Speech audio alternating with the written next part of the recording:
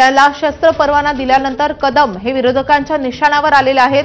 कदम यांच्यावरील आरोपांमुळे पक्षाची प्रतिमा मलिन होत असल्याचा पक्षातील नेत्यांमध्ये सूर आहे आणि त्यानंतर योगेश कदम यांनी एकनाथ शिंदेंकडे धाव घेतलेली होती। त्यांच्या भेटीसाठी ते त्यांच्या मुक्तागिरी बंगल्यावर दाखल झालेले आहेत। मात्र 2 तासांपासून एकनाथ शिंदेंसोबत त्यांची भेट होऊ शकलेली नाहीये अशी माहिती समोर येते।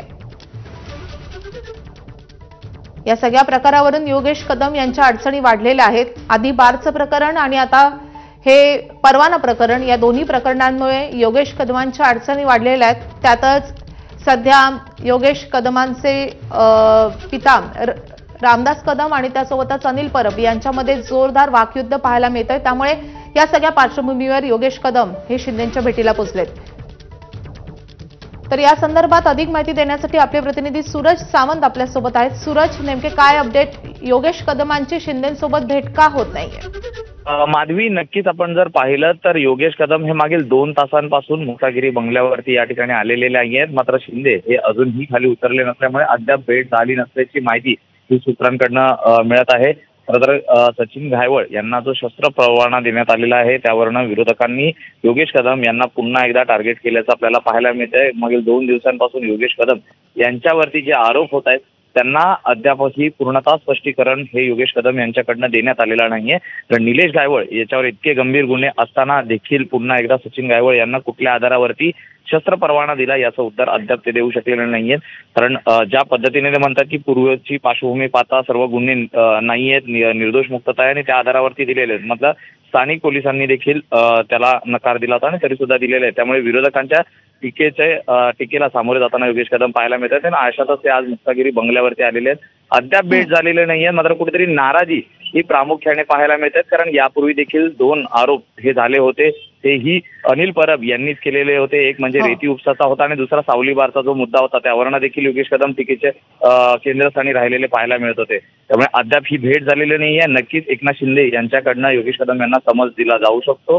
त्यामुळे आजच्या या भेटीत नेमकं काय होतं हे पाहणं महत्वाचं आहे। मात्र एकूणच कदम कुटुंबियांकडनं ज्या पद्धतीने एकूणच माध्यमांमध्ये जी चर्चा सुरू आहे त्यामुळे पक्षात एकूणच नाराजीचा सूर हा नेत्यांमध्ये पाहायला मिळत आहे या एकूणच घटनांसंदर्भातला। माधवी, मात्र सूरज, योगेश कदम हे राज्याचे गृहराज्यमंत्री आहेत। ते केवळ नेते नाहीये शिवसेनेचे, ते गृहराज्यमंत्री आहेत आणि शिंदेंच्या भेटीला ते पोहोचलेले आहेत। 2 तास झालेले शिंदे त्यांची भेट देत नाहीये किंवा त्यांना भेटत नाहीयेत। शिंदेंची पण नाराजी आहे योगेश कदमांवर। या संदर्भात काही माहिती आहे तुमच्याकडे? माधवी, असं अद्याप तरी म्हणता येणार नाहीये। खरं तर काल जर आपण पाहिलं तर उपमुख्यमंत्र्यांचा शेड्यूल हा आपल्याला पाहायला मिळाला होता। त्यामुळे अद्याप तरी शिंदे हे खाली आलेले नाहीये। नुकतेच या ठिकाणी पक्षाचे नेते राहुल शेवाळे हे देखील येऊन गेलेले होते, त्यांची देखील भेट झालेली नाहीये। त्यामुळे अद्याप तरी योगेश कदम हे थांबलेले आहेत, त्यांची भेट होऊ शकली नसल्याचीच माहिती ही आतापर्यंत मिळत आहे। नक्कीच ही भेट नेमकी होते का आणि या भेटीमध्ये नेमकी काय चर्चा होते हे पाहणं महत्त्वाचं ठरणार आहे। सूरज, धन्यवाद या सगळ्या सविस्तर माहितीसाठी। तर एकनाथ शिंदे यांच्या भेटीसाठी योगेश कदम शिंदेंच्या बंगल्यावर दाखल झालेले, ते ताटकळत बसलेले आहेत। 2 तासांपासून ते शिंदेंची वाट बघतायत, मात्र शिंदेंनी अजूनही त्यांना भेट दिलेली नाहीये।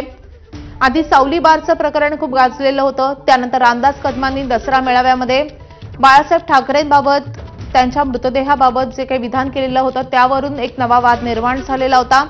त्यानंतर अनिल परब आणि रामदास कदमांमध्ये आपल्याला जोरदार वाकयुद्ध पाहायला मिळालं होतं आणि त्यानंतर योगेश कदमांवरही नवे आरोप झालेत। तर नागपूरमध्ये ओबीसी मोर्चाला सुरुवात होती। आपण थेट जाऊयात या ओबीसी मोर्चामध्ये। तर नागपुरामध्ये ओबीसी महामोर्चाचं आयोजन करण्यात आले आणि वडेट्टीवार सध्या बोलतायत। मोर्चामध्ये पुढे कोणी जाणार नाही। आम्ही तिकडे उभं झाल्यानंतर सर्व नेते पुढे झाल्यानंतर तुम्हाला इथून उठवून